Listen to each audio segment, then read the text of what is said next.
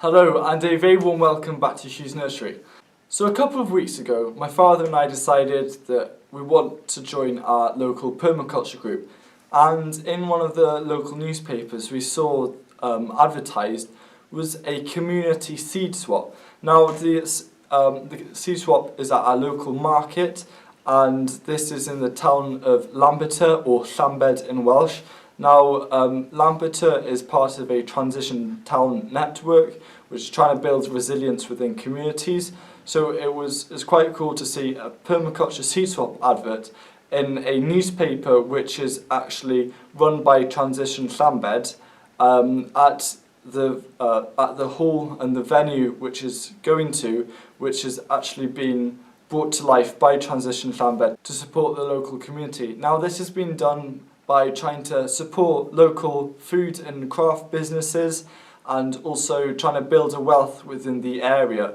Because if you're just going to go to like multinational companies in these really big shops, all the money, basically 80% of the money that you spend there is just going to go away from the area. But if you focus on supporting your local businesses, the money is more likely to stay in the area, and it's going to build wealth for the whole community. Unfortunately, we don't save many vegetable seeds, and that's a kind of target that I want to be doing a lot more this year, is to grow the vegetables and then save a few to save the seeds. But something that we do save a lot of seeds of are peas and beans, and we regularly save these seeds, and we usually have too many at hand. So what better than to share and swap them? Now, we had a lot of peas, borlotti beans, French beans and runner beans, and we decided at first to pick the bigger ones and take the smaller ones out and any imperfect ones. So we're going to keep the imperfect ones to plant in our garden and give most of the nice ones away. But it did actually end up in the end that we had plenty of both. Now, the packaging for the seeds was easy. I had a lot of spare brown envelopes, and if you stay till the end of the video you'll actually see the different all sorts of types of envelopes that people use to put the seeds in. So that was really easy. We put about 50 pea seeds in an envelope to 20 bean seeds, and then we decided not to seal them so people can just have a look and see what they're buying, or I mean even swapping for. Now, amazingly, this was my first proper visit to the People's Market in Lampeter, and due to the school that I go to usually have lessons on Saturday mornings, I don't really have enough time to come back and look around the People's Market, which I think is once or twice a month. So it was nice to actually go in and see the abundance of different stalls there were. So there was a shiitake mushroom stall where I bought a fruiting block, and hopefully that will appear in another video. There's also locally reared pork. We bought some really tasty bacon from Hedgerows. What else? Oh yeah, there was a really nice cheese stall laid out using typical and traditional Welsh slate, and some of the cheeses are really local, even just under 7 miles away, which is great to support all these local food producers. So in the seed swap store there are loads and loads of different vegetable seeds, from squashes to cucumbers, root veg, brassicas, herbs, flowers and many more vegetable seeds.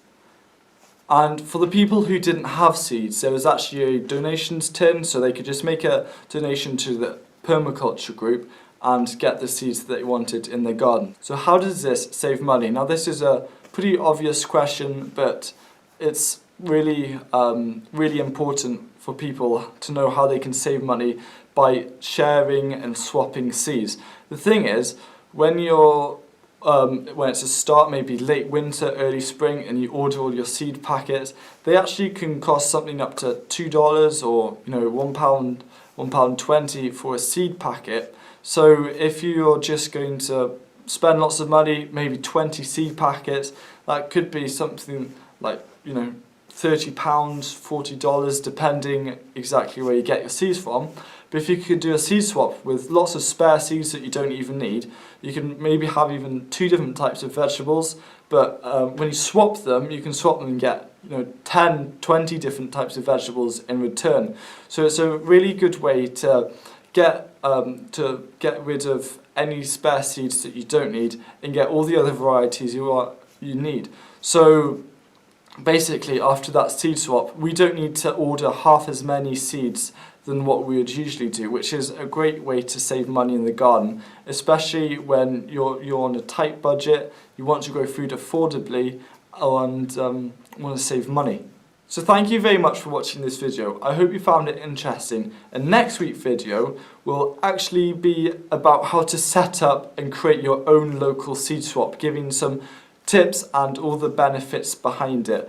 And if you do want to be actually a part of this video, post some comments down below just saying any seed swapping tips, and I'll screenshot your tips and place them into next week's video, which hopefully will be quite interesting and quite cool. So yeah, this weekend I'll be doing a few seed sowing videos, so everything is about to grow, which is always exciting being a gardener.